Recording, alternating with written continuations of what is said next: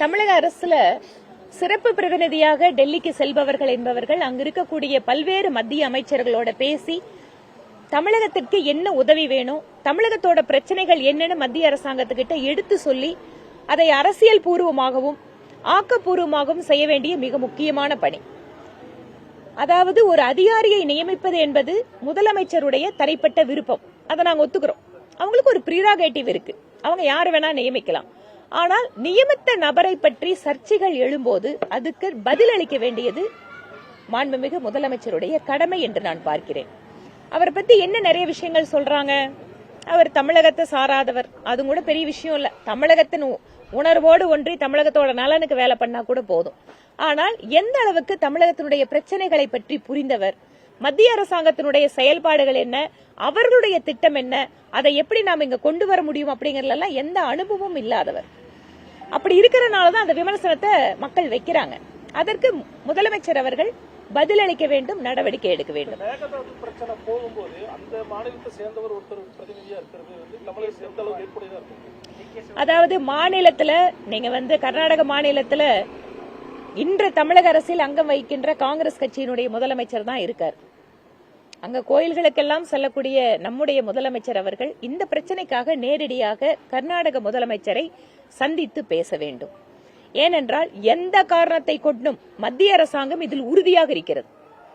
மேகதாது அணை பிரச்சனையை பொறுத்த வரைக்கும் தமிழகத்தினுடைய அனுமதி இல்லாமல் கட்டக்கூடாது என்பதுதான் மத்திய அரசாங்கத்தினுடைய நிலைப்பாடு.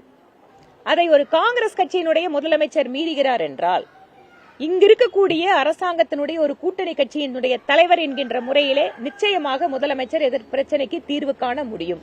ஏனென்றால் இது மத்திய அரசாங்கத்தினுடைய பிரச்சனை அல்ல, இது கர்நாடக மாநிலம் அந்த முதலமைச்சர் ஏற்படுத்துகின்ற பிரச்சனை. அதனால் தங்களுடைய கூட்டணி மற்றும் நல்லெண்ணத்தின் அடிப்படையில் இந்த பிரச்சனையை சுமூகமாக தீர்ப்பதற்கு முதலமைச்சருக்கு வாய்ப்பு இருக்கிறது. அதை பயன்படுத்த வேண்டும் என்பது எங்கள் கோரிக்கை.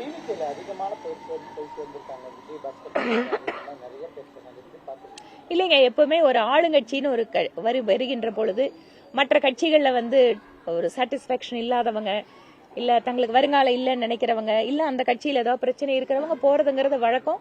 அது மட்டும் இல்ல, மற்ற கட்சிகள்ல இருந்து சாதாரணமாவே பாத்தீங்கன்னு சொன்னா ஒரு மைக்ரேஷன் இருக்கும்.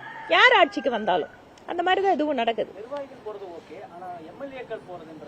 ரொம்ப அது என்னன்னு கேட்டீங்கன்னா, ரொம்ப ஒரு புத்திசாலித்தனமா தங்களோட எம்எல்ஏக்களை உருவாக்கணும் அப்படிங்கறதுக்காக அவர்கள் ஆட்சி அமைத்து குறைவான காலத்திலேயே திட்டமிட்ட ரீதியில் எல்லாருமே இந்த குற்றச்சாட்டு வைக்கிறாங்க.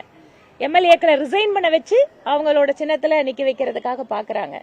அது குதிரை பேரம் இல்லாம வேற என்ன பேரம்னு இதை சொல்ல முடியும். அதனால இந்த அரசு குறைவான அனுபவம் இருந்தாலும் குதிரை பேரத்துல இவ்வளவு தூரம் அவங்க வேகமாக செயல்படுவதை பார்க்கின்ற பொழுது உண்மையாகவே இவங்க அந்த ஜனநாயக ரீதியில நடந்துக்கிறதுக்கான வாய்ப்பு இருக்கா அப்படிங்கிற ஒரு சந்தேகமே ஏற்படுது.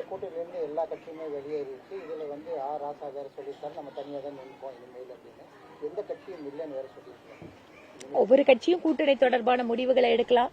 10 வருஷத்துக்கு மேலாக மாநிலத்தோட முதலமைச்சராக இருந்த முன்னாள் முதலமைச்சர் திரு மு.க. ஸ்டாலின் அவர்கள் ஒவ்வொரு முறையும் பெருமையாக பேசுவார். எங்கள் கூட்டணியில் இருப்பது கொள்கை கூட்டணி, மிக நீண்ட காலம் இருக்கின்ற கூட்டணி அப்படிங்கறத ரொம்ப ஸ்ட்ராங்கா பேசிட்டு இருந்தார். இன்னைக்கு ஆட்சி அதிகாரம் அங்க இல்ல அப்படின்னு உடனே அப்படியே பொல பொல பொலன்னு விழுந்த மாதிரி அவங்க எல்லாம் அந்த கான்ட்ராக்ட்ல எடுத்து அவங்க கவர்மெண்ட் பில்டிங் கட்டும் போதெல்லாம் எப்படி உதுந்துதோ தவிர அந்த மாதிரி கூட்டணியே இப்ப செதறி போய் கிடக்குது. அப்ப எது அவர்கள் கொள்கை அப்படின்னு அவங்க எடுத்து வச்சிருந்தாங்களோ அது இன்னைக்கு அப்ப இல்லன்னு ஆகுதா, இல்ல அவரோட தலைமை மேல நம்பிக்கை இல்லையா, எதற்காக இந்த மாற்றம் நடக்கிறது என்பதை திமுக யோசிக்க வேண்டும்.